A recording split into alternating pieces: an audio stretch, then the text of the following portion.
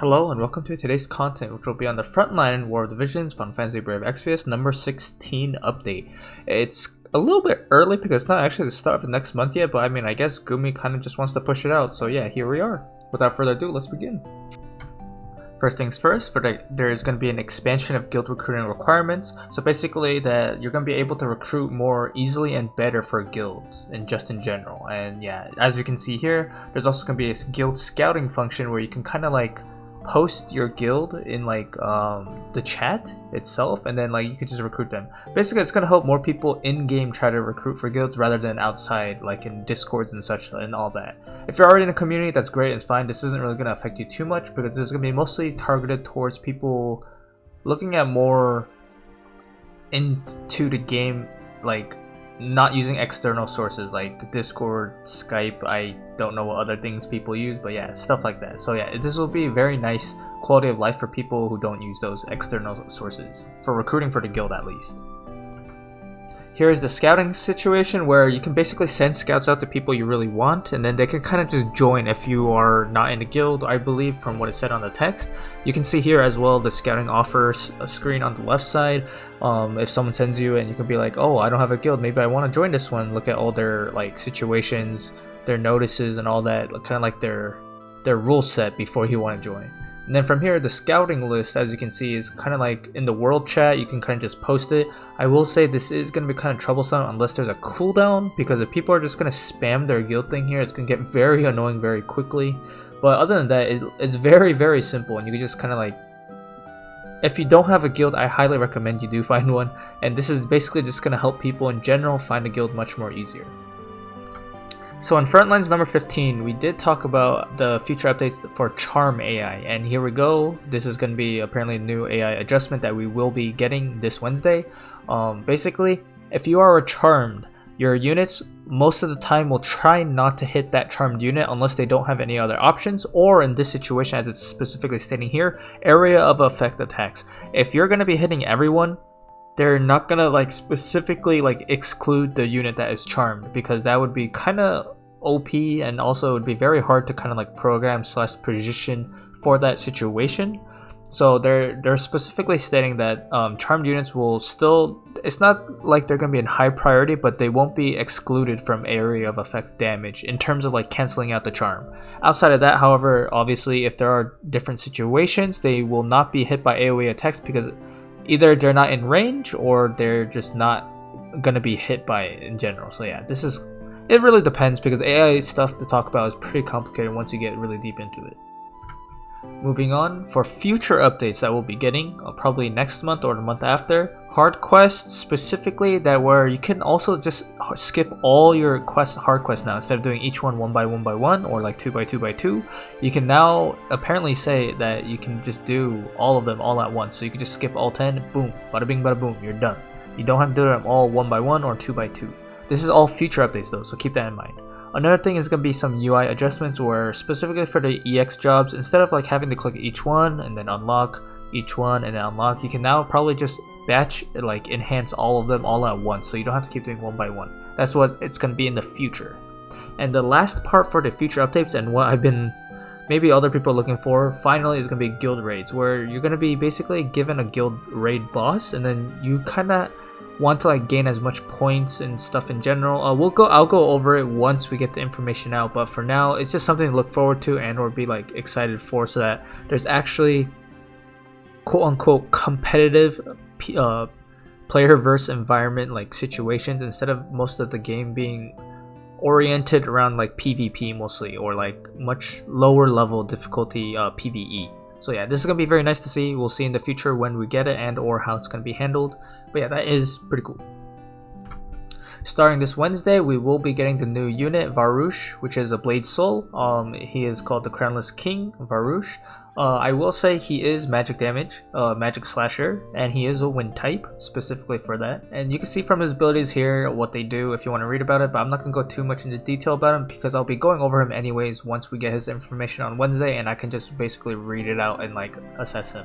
I will say, however, just in general, I think he's not bad. It's not going to be anything crazy, so if you do want to save your Visiore for like Halloween stuff or like holiday stuff, I would you can do so, honestly, because he will be a permanent unit as well. You don't have, there's no rush to like just quickly grab him unless you really want to use him as soon as possible.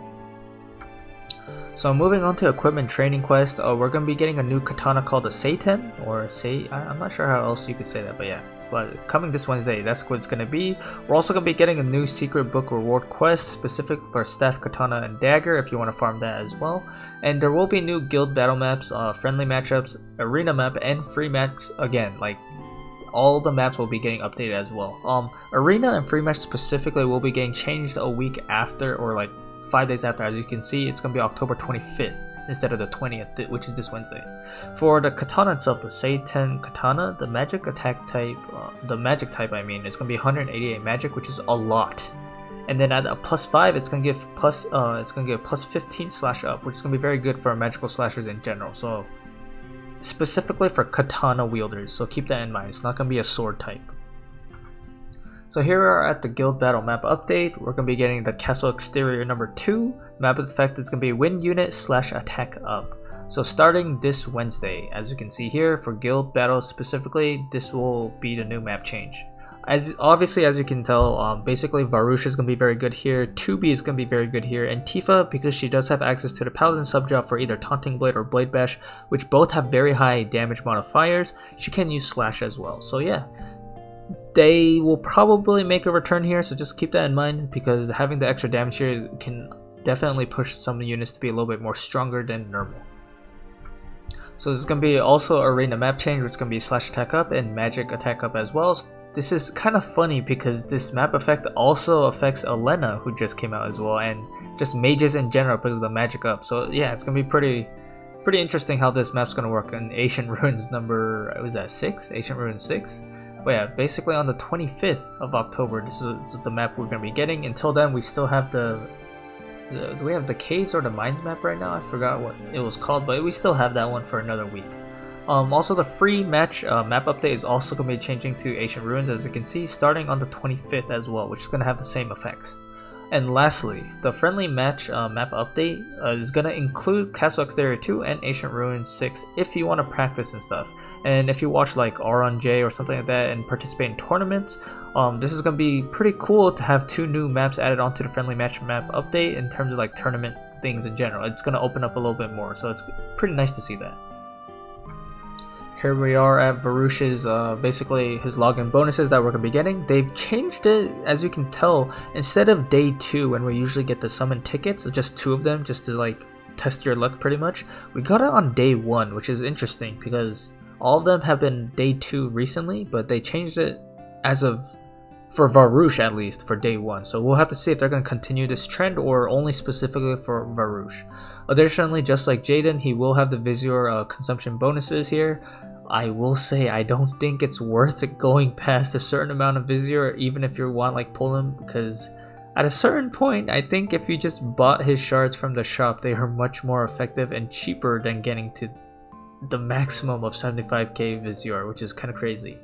And also for events as well, we're going to be getting the guild gift campaign, or you can earn triple guild medals. This is a perfect time to get some more shards and like materials from the guild mog shop. So yeah, definitely if you're not in a guild, I really highly recommend you should be in one. Especially as I said earlier, there's going to be guild raids coming later. Like that's something to kind of look forward to, in my opinion at least.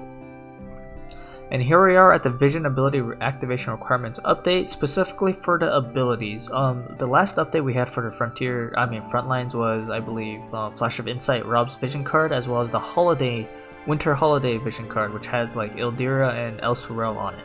And they had theirs already, and now we are getting 5 new Vision cards. Well, not new Vision cards, but the Vision cards that are already existing for the effects, to also include sub-jobs as well. So just going to quickly go over them, not going to really talk about the abilities. I have them posted here if you want to see it. Leviathan is going to have it so that the sword equipables for main and sub jobs instead of only main job. We have Blossoms in the Dark for now staff main and sub jobs.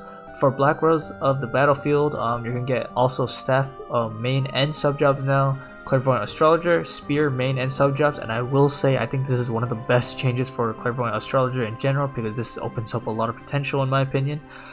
Anyways, going off of that, Ruby Guardian Carbuncle is also going to change it, so all mace types, main and sub jobs, can be using their Ruby Rejuvenation. So yeah, that's pretty cool. They're adding this for vision ability activations. And I will say, I hope they maybe in the future add more vision abilities on vision cards, because I kind of miss them, and I think it's kind of cool to have them because it's kind of like an extra effect that like kind of like spices up the things instead of the usual setup that people are going to just be using, just like vision cards without abilities, and or if they do, it's only a specific amount. So having more options for that is pretty cool. Now for class matches, we will also be getting it this Wednesday. As you can see here, it's going to be going on for a week.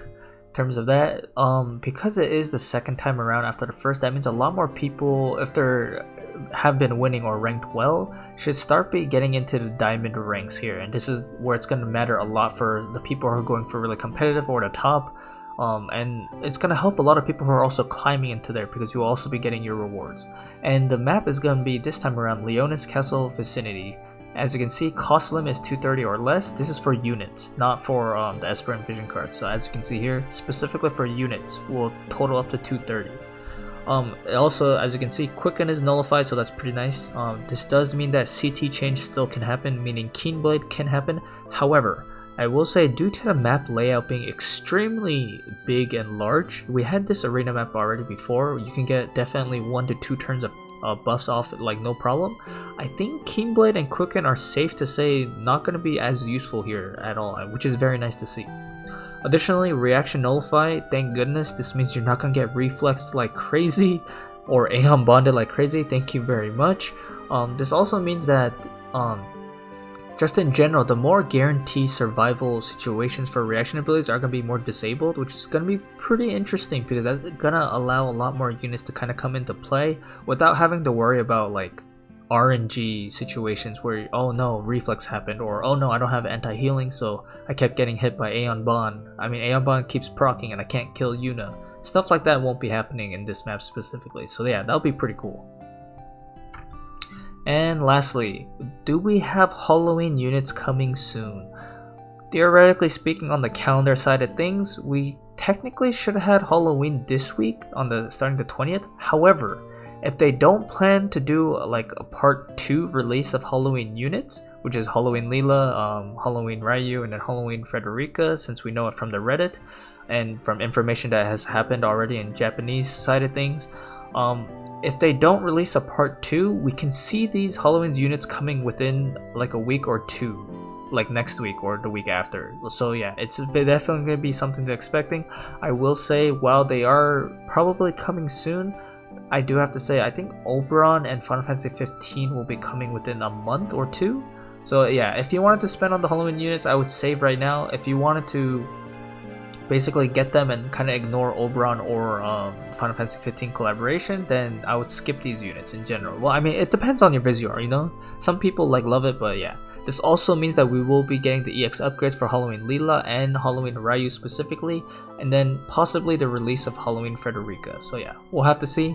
If they do, that'd be pretty cool. The sooner they come, it would definitely open up a lot more in the meta, in my opinion, or just more usable units is just fun in general. Like, a lot of the competitive people are just tired of always seeing like Halloween, like not Halloween, Helena every time. So it's like having more units in general is very nice to see.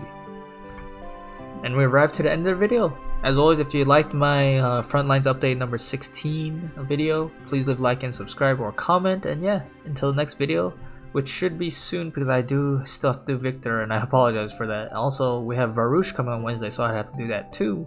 But yeah, until the next video, peace out.